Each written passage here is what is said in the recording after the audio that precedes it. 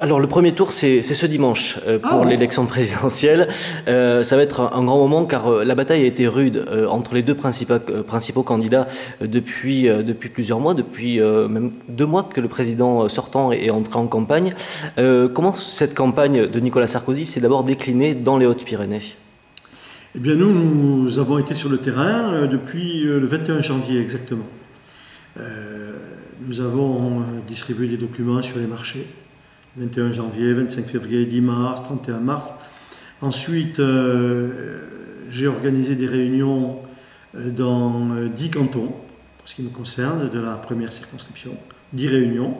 La première a eu lieu à Bagnères de Bigorre le 15 février et la dernière aura lieu à Tarbes le 2 mai, entre les deux tours, en présence de mon secrétaire départemental, le maire de Lourdes.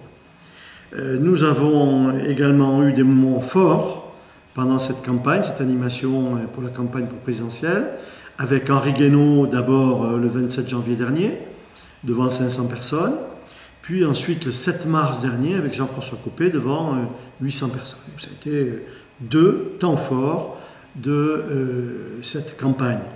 Il y a ensuite tout ce qui concerne le tractage. Je peux vous dire par exemple que samedi et dimanche, hier et avant-hier, il y avait des militants qui ont tracté sur bon nombre de villes dans notre département, à Bagnères, à Limousin, à Tarbes, etc. Il y a un travail important qui se fait par nos militants. Et ces opérations de tractage vont continuer jusqu'à la fin de la semaine. Ensuite, nous avons lancé une campagne d'adhésion. Nous avons enregistré 150 nouvelles adhésions depuis le 1er janvier dernier, et à tel point d'ailleurs que j'organise mercredi soir, donc demain soir, pardon, mardi soir, une réunion avec tous les nouveaux adhérents au siège de l'UMP, comme on le fait régulièrement. Et on en profite bien évidemment pour faire en sorte que cette réunion s'inscrive dans la dynamique de l'élection présidentielle. Alors je ne vais pas vous dire que dans notre département les choses sont faciles, et je voudrais saluer le courage, la ténacité de nos militants qui font un travail difficile. C'est pas facile d'être militant pour le président sortant dans les Hautes-Pyrénées. Je ne vais pas vous raconter l'histoire. Moi-même, quand je distribue des documents au marché, je l'ai fait samedi, je l'ai fait jeudi dernier au Marcadieu, au marché du Marcadieu. Et bien de temps en temps, on reçoit des remarques pas sympas pour le président. Par contre, il y en a qui m'ont dit « vous, oui, lui, non ». Bon, ce qui veut dire que c'est pas simple tout le temps. Néanmoins, nous avons des convictions, nous les défendons, nous sommes des militants, et notre militantisme il se traduit dans la distribution de tracts dans les marchés, dans le porte-à-porte que nous allons commencer sur Tarbes dans quelques semaines. Et puis l'acte de militant, c'est de se présenter à des élections, surtout quand c'est difficile. C'est ce que je fais sur la première circonscription face à Jean Glavany, c'est ce que fait Jean-Pierre Artiganave sur la deuxième. Alors justement, vous disiez que c'est pas facile d'être un militant UMP dans les Hautes-Pyrénées, d'autant que les sondages nationaux ne sont guère favorables au président sortant, même si les choses sont un peu équilibrées pour le premier tour. Le deuxième tour reste pour l'instant difficile, je précise bien, selon les sondages, puisque c'est en général les citoyens, il y a toujours les citoyens qui ont le dernier mot. Justement, ça n'a pas découragé les militants de voir que le combat était difficile pour l'élection au deuxième tour? Ça les a un peu interpellés avant que le président n'entre en campagne. À partir du moment où il est entré en campagne, la dynamique s'est mise en route. Parce que bon, enfin, moi je sais pas, chacun a ses convictions et ses ressentis, mais bon, moi, je considère qu'il n'y a pas photo quoi. Quand on regarde tous les candidats en présence, je suis désolé, je ne comprends pas que la différence est tellement flagrante en matière d'autorité, de charisme, d'expérience, de sérieux. Alors après, qu'il y ait la qualité intrinsèque du personnage qui puisse poser problème, mais je veux dire qu'en matière de présidentialité, il n'y a pas photo, quoi. Mais bon. Et depuis qu'il s'est engagé en campagne, nos militants suivent la dynamique. Et incontestablement, il Il y en a beaucoup. Je peux vous dire par exemple qu'il y a un quart de Tarbais qui est allé à Perpignan un samedi soir pour écouter le président de la République, comme nous avons des Tarbais qui étaient à Paris, place de la Concorde hier. Bon, il faut le faire, c'est aussi un acte militant de faire ce type de voyage, aller-retour dans la nuit, revenir à 4-5 heures du matin, c'est pas évident. C'est un véritable engagement pour les idées que défend Nicolas Sarkozy dans cette campagne. C'est un engagement. Par ailleurs, une élection, c'est une aventure humaine. Une élection présidentielle, c'est quelque chose d'unique. Le fait d'être associé d'une façon ou d'une autre à cette aventure est quelque chose d'exceptionnel. Moi, personnellement, je garde des souvenirs impérissables de certaines campagnes présidentielles auxquelles j'ai participé de plus près. Enfin, encore que là, je m'implique moi, mais dans mon département. Oui, puisque vous avez multiplié les réunions sur le terrain dans les communes pour cette élection présidentielle.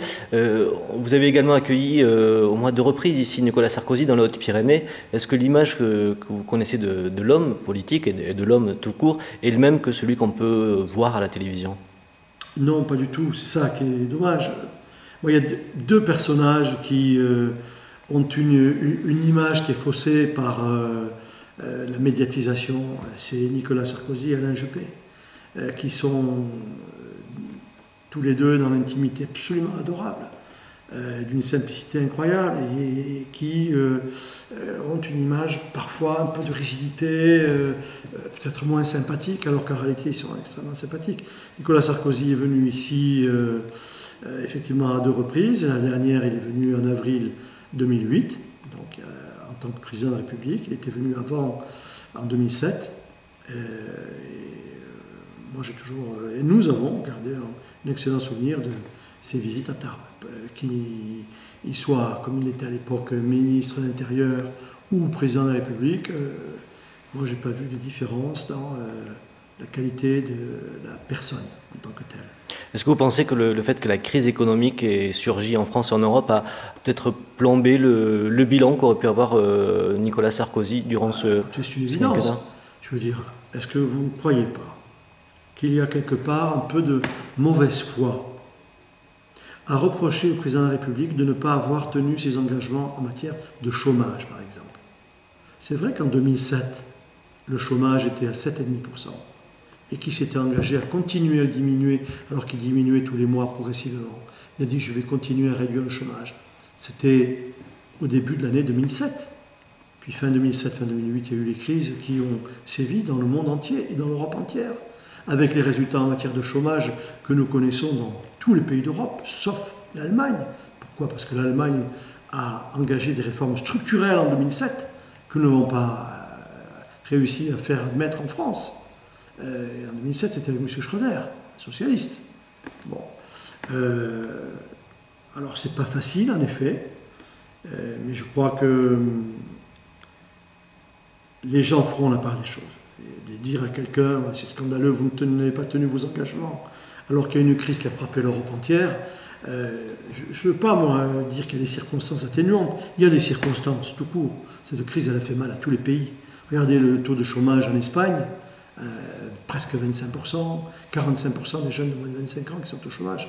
Bon, c'est épouvantable, regardez dans les autres pays d'Europe. La moyenne du chômage dans les pays de la zone euro est de 10,4%.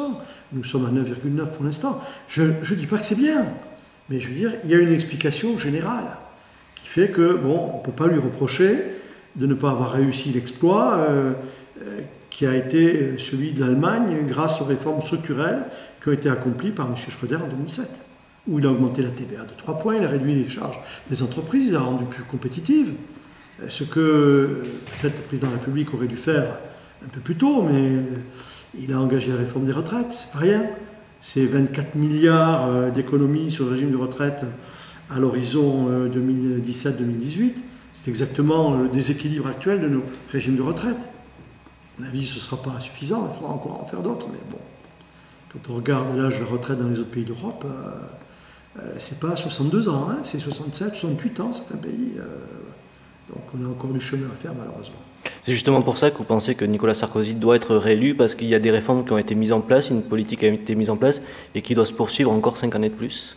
Moi, je crois qu'il doit être réélu parce qu'il n'a pas fini sa tâche, qu'il n'a pas menti, contrairement à ce que disent ses adversaires, qu'il a tenu réellement la barre dans la tourmente, et la barre du navire France et sur le plan européen, qu'il a sauvé le système bancaire en France, il ne faut pas l'oublier.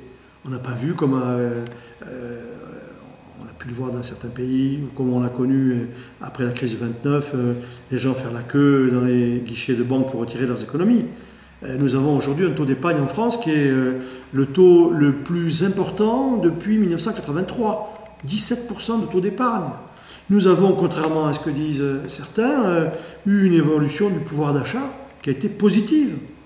Alors, tout le monde dit, bien sûr qu'on peut toujours faire mieux, mais malgré la crise, regardons autour de nous. Vous savez, il y a l'adage qui dit « quand je me regarde, je m'inquiète ». Effectivement, on a des bonnes raisons de s'inquiéter quand on se regarde aujourd'hui dans les circonstances économiques européennes et mondiales. Mais quand je me compare, je me rassure.